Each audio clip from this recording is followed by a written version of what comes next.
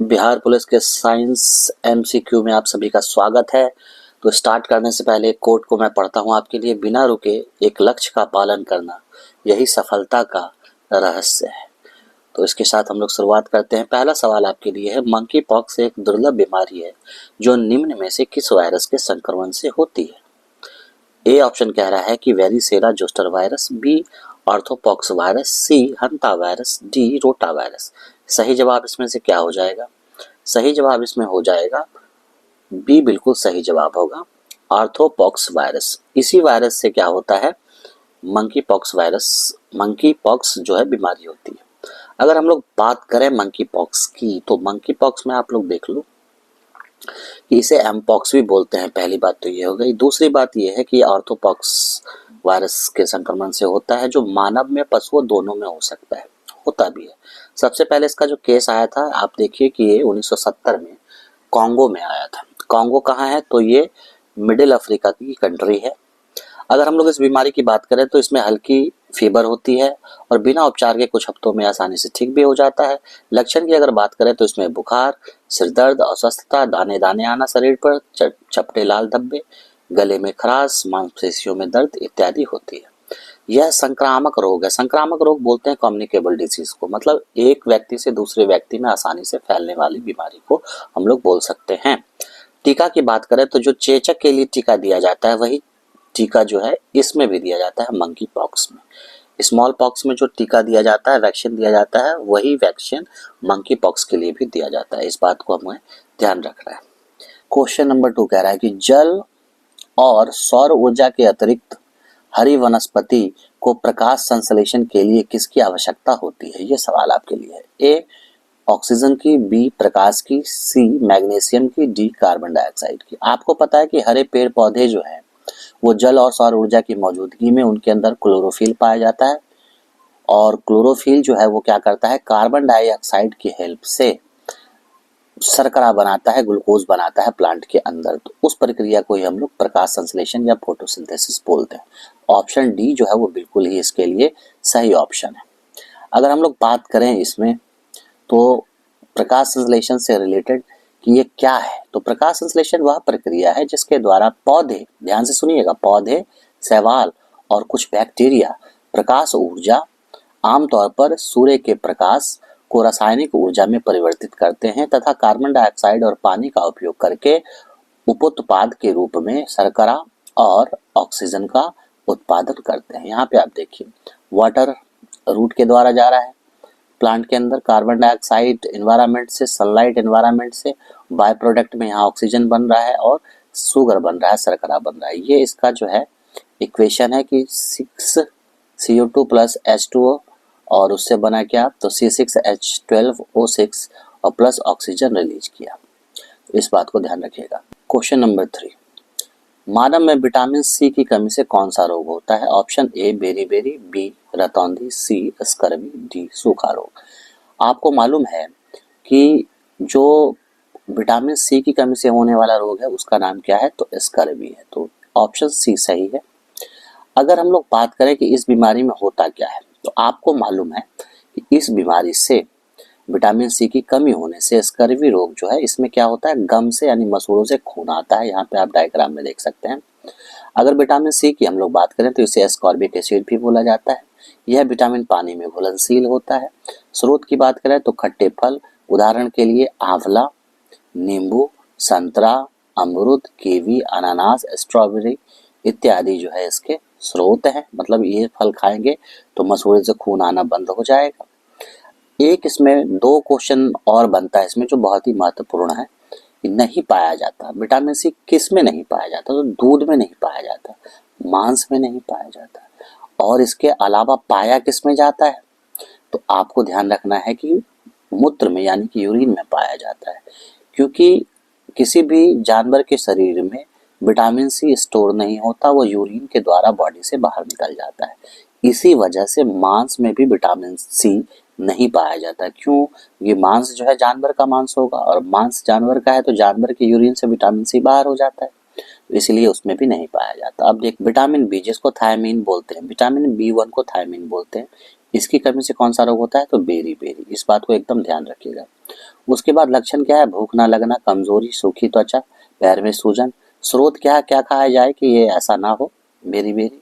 तो आप इसमें यहाँ पे डायग्राम में देख सकते हैं, बेरी बेरी का डायग्राम है कि हाथ में दाने दाने जैसा निकल जाता है, स्किन से रिलेटेड ये बीमारी है।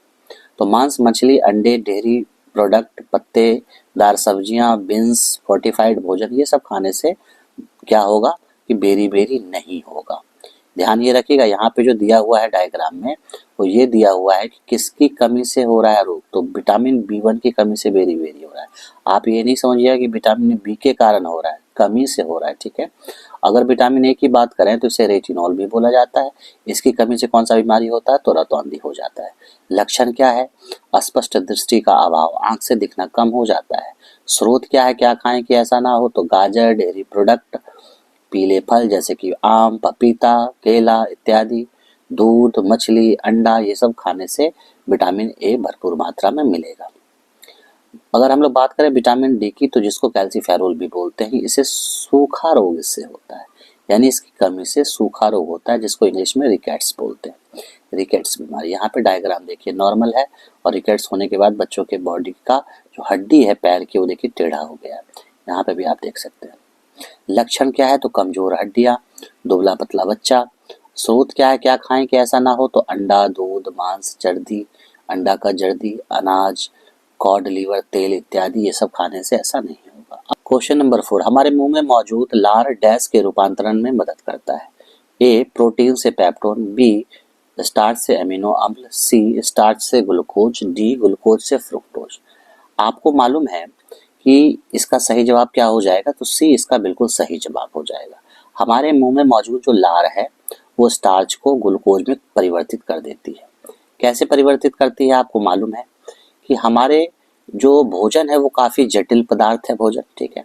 भोजन को पचाने के लिए सरल रूप में परिवर्तित करने की आवश्यकता होती है। हमारे लार में लार अमाइलेज यानी सिलेवरी अमाइलेज नामक एंजाइम होता है।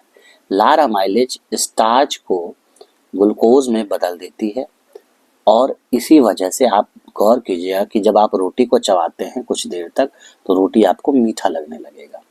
इसीलिए बोला भी जाता है कि खाने को बहुत अच्छे से चबा के भोजन करना चाहिए, भोजन को बहुत अच्छे से चबाना चाहिए। एक इससे क्वेश्चन बार बार पूछता है कि पाचन प्रारंभ कहाँ से होता है, तो आपको ध्यान रखना है मुंह से, क्योंकि यहीं पे स्टार्च का पाचन हो रहा है, किसमें, ग्लूकोज में, यानी स्टार्च टूट रहा है किसमें, तो ग्लूकोज में। यहाँ से भोजन प्रारंभ हो जाता है पचना। क्वेश्चन नंबर 5, जल गैस का मिश्रण है। जल गैस किसका मिश्रण है, ये पूछ रहा है। ए कार्बन मोनोऑक्साइड और हाइड्रोजन, बी कार्बन डाइऑक्साइड और मीथेन, सी कार्बन डाइऑक्साइड और हाइड्रोजन, डी कार्बन मोनोऑक्साइड और नाइट्रोजन। इसका सही जवाब क्या होगा, तो सही जवाब ए हो जाएगा। सही जवाब क्या होगा इसका, तो सही जवाब बिल्कुल हो जाएगा ए, कार्बन मोनोऑक्साइड और हाइड्रोजन, इनका मिश्रण है। इसको बनाया कैसे जाता है वो जरा हम लोग जान लेते हैं। आपको मालूम है, अभी मालूम चल भी गया आपको, कि ये कार्बन मोनोऑक्साइड और हाइड्रोजन गैस का मिश्रण है। बनाते कैसे कि भाप को कोक के ऊपर जब प्रवाहित किया जाता है तो एंडोथर्मिक रिएक्शन होता है। उस रिएक्शन के बाद ये दोनों गैस का मिश्रण निकलता है, जिसको हम लोग क्या बोलते हैं, जल गैस बोलते हैं। इंग्लिश में वाटर गैस भी इसको बोला जाता है। क्वेश्चन नंबर 6, यदि एक तत्व के एक परमाणु के नाभिक में 11 प्रोटॉन और 12 न्यूट्रॉन हैं, तो तत्व की द्रव्यमान संख्या है इनमें से कितनी। आपको मालूम है कि द्रव्यमान संख्या किसको बोलते हैं, तो प्रोटॉन की संख्या और न्यूट्रॉन की संख्या। इस दोनों संख्या को जो हम लोग जोड़ देंगे तो किसी भी तत्व का वो क्या कहलाएगा, द्रव्यमान संख्या कहलाएगा। तो 11 और प्लस 12 तो कितना हो गया, 23। तो सही जवाब क्या होगा, सी बिल्कुल इसके लिए सही जवाब हो जाएगा। अगर हम लोग इसी में बात करें तो चला देख लेते हैं कि द्रव्यमान संख्या प्रोटॉन और न्यूट्रॉन का योग है, और इसका प्रतीक ए है, ए से इसको डिनोट किया जाता है। तो अब ये जो 23 परमाणु द्रव्यमान संख्या जो है ये किसका होता है, तो सोडियम का होता है। तो सोडियम में कितने, तो 11 इसमें प्रोटॉन पाए जाते हैं, 12 न्यूट्रॉन है। और अगर हम लोग बात करें कि सोडियम की परमाणु संख्या कितनी है, ये तो द्रव्यमान संख्या 23 है, तो परमाणु संख्या कितनी है, तो 11 है। इस बात को भी आपको ध्यान रखना है। और परमाणु संख्या किसको बोलते हैं, तो प्रोटॉन की संख्या को ही क्या कहते हैं, परमाणु संख्या बोलते हैं। और अगर उस एटम के ऊपर, उस परमाणु के ऊपर कोई भी चार्ज नहीं है, तो उसका प्रोटॉन की संख्या बराबर किसके होगा, तो इलेक्ट्रॉन की संख्या के बराबर होगा। इस बात को आपको ध्यान रखना है। चलिए अब चलते हैं नेक्स्ट क्वेश्चन की तरफ। क्वेश्चन नंबर 7, कमरे के तापमान पर एक अधातु जो तरल है वो इनमें से कौन सा है, आपको बताना है। तो ऑप्शन ए कह रहा है फॉस्फोरस, बी ब्रोमीन, सी आयोडीन और डी कार्बन। सही जवाब कौन सा हो जाएगा, बी बिल्कुल सही जवाब है इसके लिए। अगर हम लोग इसमें बात करें तो आप देख सकते हैं कि ब्रोमीन एकमात्र अधातु है ऐसा जो कमरे के तापमान पर तरल अवस्था में रहता है। यहाँ पे देखिए आप डायग्राम, यहाँ पे आप देख सकते हैं यह आवर्त सारणी के हैलोजन तत्वों का सदस्य है जो कि ग्रुप 17 में आता है। ब्रोमीन का परमाणु संख्या कितना है, तो 35 है, 35 है, और इसका द्रव्यमान संख्या कितना है, तो 79 है, 79 है। ये मैंने डाल दिया है पीरियोडिक टेबल, आप देख लीजिएगा इसको। नेक्स्ट क्वेश्चन की तरफ चलते हैं। क्वेश्चन नंबर 8, मार्स गैस किसे कहा जाता है। ऑप्शन ए प्रोपेन, इथेन, मीथेन, ब्यूटेन। तो आपको मालूम है मार्स गैस किसे बोलते हैं, तो मीथेन को बोला जाता है। ऑप्शन सी बिल्कुल ही सही है। अगर हम लोग बात करें थोड़ा सा इस क्वेश्चन के बारे में, तो मीथेन को मार्स गैस कहा जाता है जो कि एक रंगहीन, गंधहीन, ज्वलनशील गैस है तथा प्राकृतिक गैस का मुख्य घटक है। सीएनजी जो है, सीएनजी का ये मुख्य घटक भी है, इस बात को आप ध्यान रखिएगा।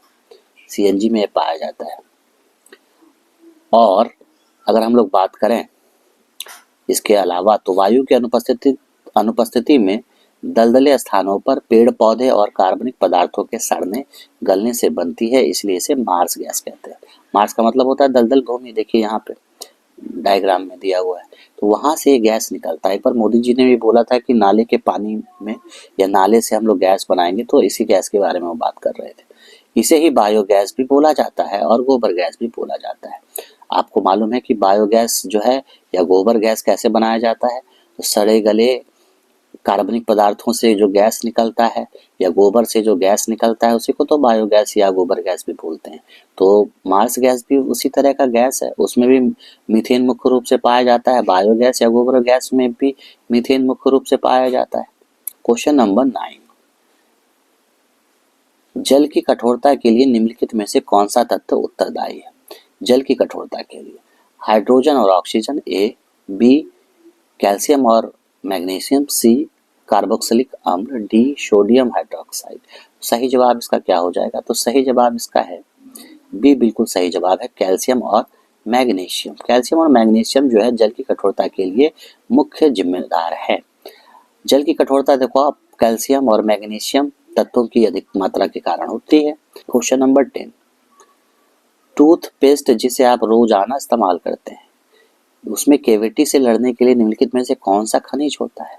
आप एडवर्टाइजमेंट सुनते होंगे, एक लड़की माइक लेके आती है सीधे मुंह के पास कि आपके टूथपेस्ट में नमक है कि नहीं, तो बात किसकी कर रही होती है, इसी खनिज की बात कर रही होती है। तो ऑप्शन आपके पास है पेट्रोलियम जेली, बी एनाटेज, सी टाइटेनियम ऑक्साइड और डी फ्लोराइड। तो सही जवाब इसका आपको मालूम है डी, इसका बिल्कुल ही सही ऑप्शन है।